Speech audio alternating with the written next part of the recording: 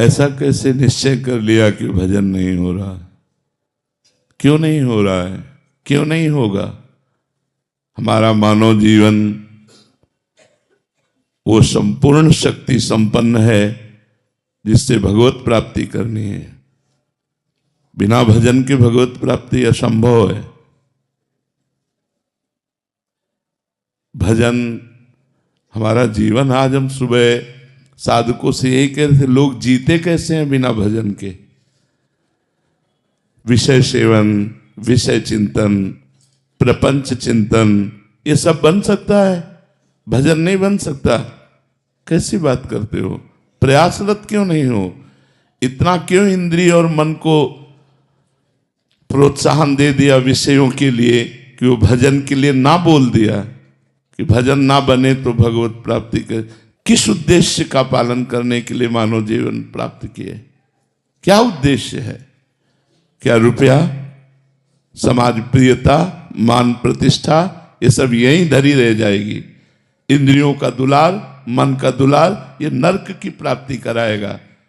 हम भगवान के निज अंश हैं। हम भगवान के भक्तों के संग से अपने मन को जबरदस्ती बलात् भजन में लगाएंगे। हम अविनाशी भगवान के अंश हैं, हम क्या नहीं कर सकते? ये कैसे कह दिया कि हम भजन नहीं कर सकते? नहीं, बिल्कुल गलत। निरुत्साहित होकर ऐसे वचन ना बोलने चाहिए और ना ऐसे वचनों को सुनना चाहिए। भजन नहीं कर सकते और सब कर सकते हैं। हमारी वाणी है, बोल सकते हैं, तो राम क्यों नहीं बोले? राधा क्यों ना बोले? कृष्ण क्यों ना बोले? मृदु क्यों ना बोले? हितकर क्यों ना बोले? हाथ है तो हम परोपकार क्यों ना करें? पैर है तो हम प्रदक्षिणा क्यों ना करें? हृदय है तो हम भगवान को समर्पित क्यों ना करें? अन्य साधन सब शून्य है। भगवान का नाम जप ही अंक है। जैसे अंक रखने से शून्य 10 गुना महत्व रखता है, अंक हटा देने पर शून्य का कोई महत्व नहीं। ऐसे ही भगवत चिंतन शून्य, हर सत्क्रिया यहां से ब्रह्मलोक तक ले जाएगी, लेकिन ब्रह्मलोक भी नाशवान है। आ ब्रह्म स्तंभ पर्यंतम सर्वम मायामयम जगत सत्यम सत्यम पुनः सत्यम हरिर नामयु केवलम। हमें ऐसा नहीं बोलना। आप चूंकि भजन कर रहे हैं, समाज के लिए प्रश्न है, लेकिन बिल्कुल हम इस बात को सुनना नहीं चाहेंगे कि हमसे भजन नहीं होता। भजन होता सिद्धों से है। साधक को जबरदस्ती भजन करना पड़ता है।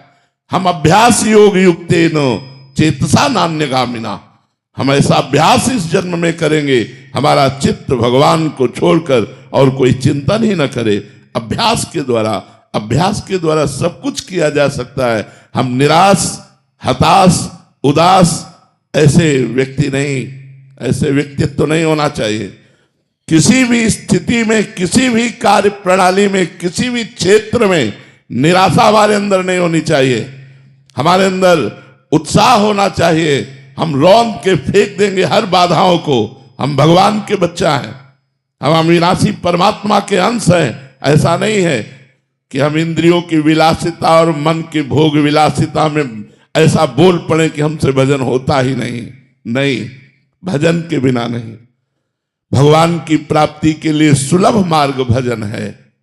भगवान का जितना चिंतन किया जाएगा उतना ही हम माया से हटकर भगवान के समीप होते जाएंगे। अनन्य चेता सततम यो माम स्मृति नित्य सा तस्याहम सुलभा पार्थ। भगवान उसके लिए सुलभ होते हैं जो नित्य निरंतर भगवान का चिंतन करता है। अपने चित्त को भगवान के चरणों में लगाने में परेशानी क्या है? जब युद्ध जैसा कार्य भगवान का चिंतन करते हो सकता है, तो कौन सा ऐसा कार्य है जो भगवान का चिंतन करते ना हो? हम मुख में भगवान का नाम स्मरण कर रहे हैं मधुर मधुर, और शरीर से हम चेष्टाएं कर रहे हैं, कर्म कर रहे हैं, और वो कर्म भगवान को अर्पित कर रहे हैं। हम नित्य प्रतिक्षण भगवान के नजदीक पहुंच रहे हैं। भगवान का विस्मरण करके केवल धन संपत्ति और भोगों की चाह में भटकना, ये तो दिव्य मनुष्य जीवन को व्यर्थ नष्ट कर देना है। इसलिए सबसे प्रार्थना है, ये शब्द तो आना ही नहीं चाहिए कि भजन के बिना हमारा जीवन किसी कार्य का नहीं है, हम भजन नहीं कर सकते, ये शब्द नहीं आना चाहिए कि भजन नहीं कर सकते। भजन के बिना जीवन किसी कार्य का नहीं। जब आप सुअर कुत्ता बनोगे तब भजन करोगे, जब आप पशु पक्षी बनोगे तब भजन करोगे। अरे दुर्लभो मानुषो देहो, इतना दुर्लभ मनुष्य शरीर मिला, यदि इस मनुष्य शरीर में अपने प्रभु से प्रेम न कर पाए, प्रभु को रिझा न पाए, तो और क्या है। और प्रभु के प्रेम की प्राप्ति, प्रेम मूल यह नाम है, भगवान का नाम ही प्रेम मूल है। ब्रह्म राम ते नाम बड़ वरदायक वरदान, भगवान से भी बढ़कर भगवान का नाम है। यदि हम राम राम कृष्ण कृष्ण हरि हरि राधा राधा प्रतिपल रट रहे हैं तो भगवान हमारे हृदय में प्रकाशित होंगे, भगवान हमारे नेत्रों में जरूर वो सामर्थ्य देंगे कि इस माया का पर्दा हटाकर हम कण कण में क्षण क्षण में भगवान का अवलोकन करें। भगवान विराजमान है। इसलिए ये निरुत्साहित करने वाली बात तो किसी की जबान में नहीं आनी चाहिए। हम प्रयास करेंगे, हो सकता है हमारा प्रयास असफल प्रयास रहे, लेकिन हम फिर प्रयास करेंगे तो 1 2 3 बार 4 बार हम किसी बार तो सफल प्रयास करने वाले बन ही जाएंगे। हमें निराशा बिल्कुल पसंद नहीं। हताश होना, उदास होना, निराश होना ये हमारे जीवन में नहीं, और ये हम मनुष्य जीवन में बर्दाश्त नहीं करना चाहते। आप लोग वहीं परास्त हो रहे हो जहां भगवान का आश्रय नहीं। क्या है, आप विचार करके देखिए, जिसकी दोनों किडनी फेल हो, डायलिसिस हो रहा हो, शरीर भीषण कष्ट से युक्त हो, हम दहाड़ रहे हैं, अभी मृत्यु हो जाए उसकी क्या परवाह। हम भगवान के जन हैं, भगवान के अंश हैं, हम कोई शरीर थोड़ी है। शरीर अगर कष्ट में है तो वो अपनी तरफ बना रहे, हम अपनी तरफ हैं। हमारा जन्म केवल इस बात को लेके बैठ जाए कि हमारी किडनी खराब, हमारा कष्ट है, अब हम कुछ कर नहीं सकते। नहीं, हम हर वो कार्य कर सकते हैं जो स्वस्थ आदमी कर सकता है। हमारे में जोश होना चाहिए, हमारा में संकल्प शक्ति होनी चाहिए। वो तभी होगी जब अध्यात्म से जुड़ोगे।